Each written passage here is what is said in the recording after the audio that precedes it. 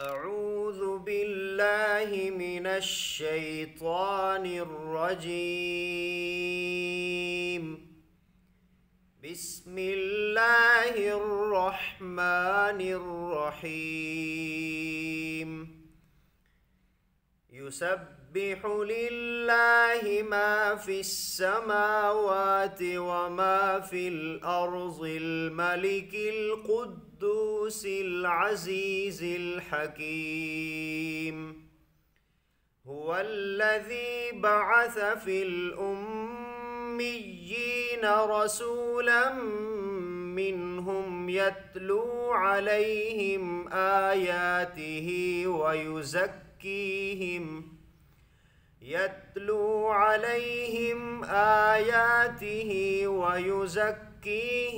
ويعلمهم الكتاب والحكمة وإن كانوا من قبل لفي ضلال مبين. وآخرين منهم لما يلحقوا بهم وهو العزيز الحكيم. ذلك فضل الله يؤتيه من يشاء والله ذو الفضل العظيم.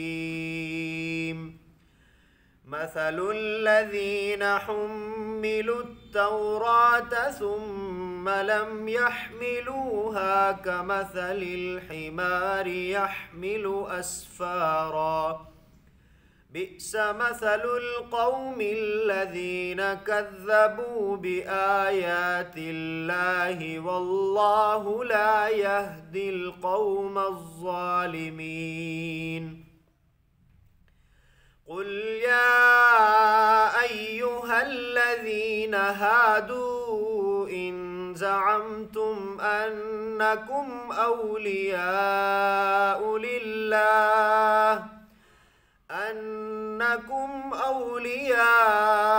لله من دون الناس فتمنوا الموت إن كنتم صادقين ولا يتمنونه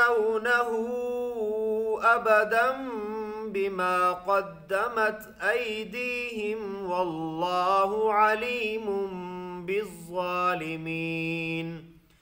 قل إن الموت الذي تفرون منه فإنه ملاقيكم ثم تردون إلى عالم الغيب والشهادة فينبئكم بما كنتم تعملون.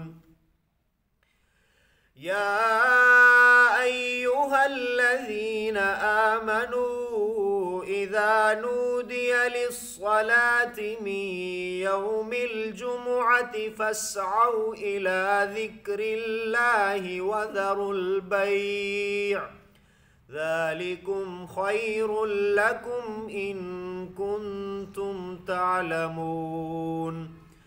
فإذا قضيت الصلاة فانتشروا في الأرض وابتغوا من فضل